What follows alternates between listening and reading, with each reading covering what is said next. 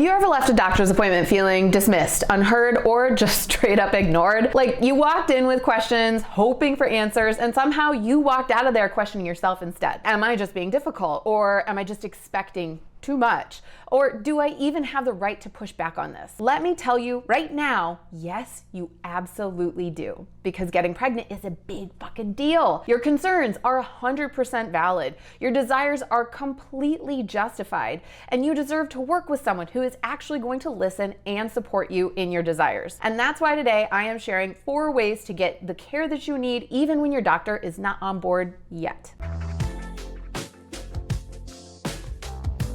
Welcome back, and if you're new here, I'm Whitney, registered dietitian, fertility coach, and I help busy women just like you get out of the Google spiral and finally get pregnant. And let me tell you, one of the biggest struggles that I see today are doctors who are unwilling to listen or unwilling to work with you. So if you have ever left an appointment more confused or more defeated than when you walked in, keep watching. And as always, this video is meant for educational purposes only and not meant to be a replacement for medical advice. The first thing I want you to do if your doctor's not working with you is to stop gaslighting yourself.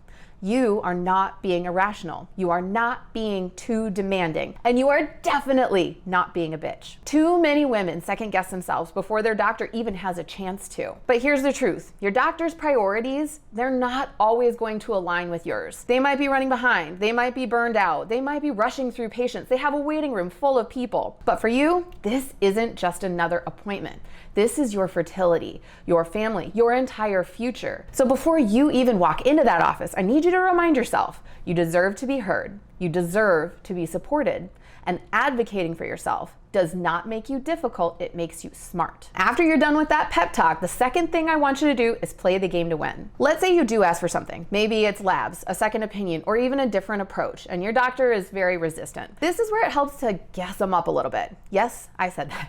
See, doctors are just people, and people like to feel important. So when you're making a request, you might try framing it a little different. So instead of saying, I need you to order these labs, maybe you could try, I really trust your expertise, and I'd love to get your opinion on this. Or maybe something like, if you were in my position, what would you do? I read something online, but of course I'm not the expert. What's your take on this? Now, does this feel a little strategic? Sure. But if stroking the ego of your provider gets the care you need, then that's what we're gonna do. Next tip is to start trusting your gut, because doctors, well, they get it wrong sometimes. My client Jess could tell you all about this. See, her doctor told her that she had PCOS and said that her missing cycles were due to her weight gain and that she needed to try losing some weight before they'd even consider helping her. When she asked about possible treatment options, he shut her down. Unless you count the Ozempic recommendation. He did offer that, but as you've seen in my 3-part weight loss and fertility series, that is not my first line defense. If you haven't seen it, check it out here. I go into it deep. Jess's doctor was making assumptions based on her body size, but didn't take into consideration that she had lived in a bigger body her entire life. She had been restricting food since she was a child,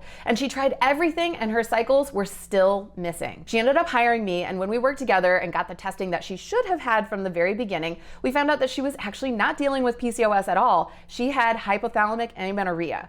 This is a condition caused by chronic undernourishment.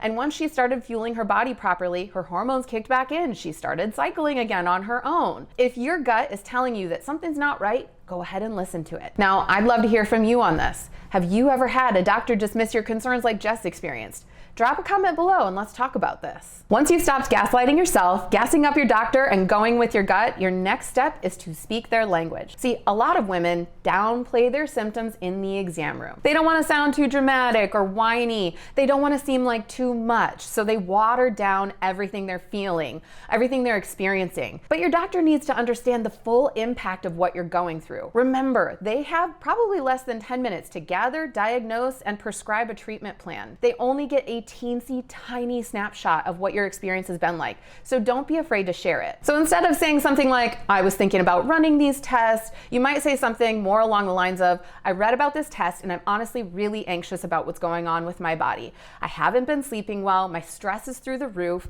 If we could get this test or, check this box, it would make me feel so much better. When doctors see that this isn't just a casual concern that you're having and that it's affecting your daily life, which it most likely is. I know you guys are stressed, then they take it more seriously. So don't downplay it. Let them see the whole picture. And last up, we are taking back control. If your doctor isn't listening, if they are not on board, you don't have to stick it out. I want to be absolutely clear when I say this. They are not doing you a favor by working with you.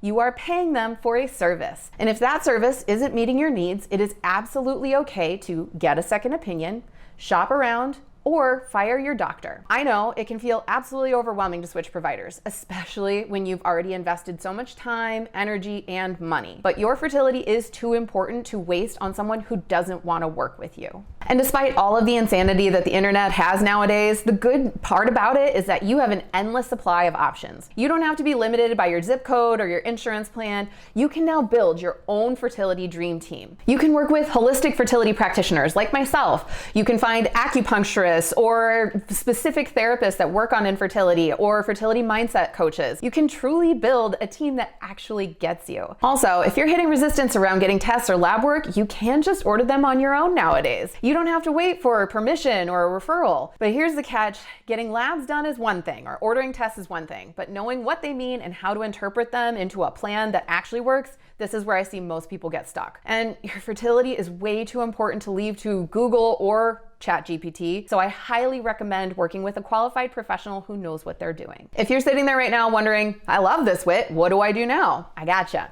I've got a free Fertile Path quiz linked below, and that's where you and I are gonna put together a quick start plan to get your body baby ready this year. That's all for today, folks. If you are a fellow food and fertility nerd, be sure to like and hit subscribe, and I will see you in the next one.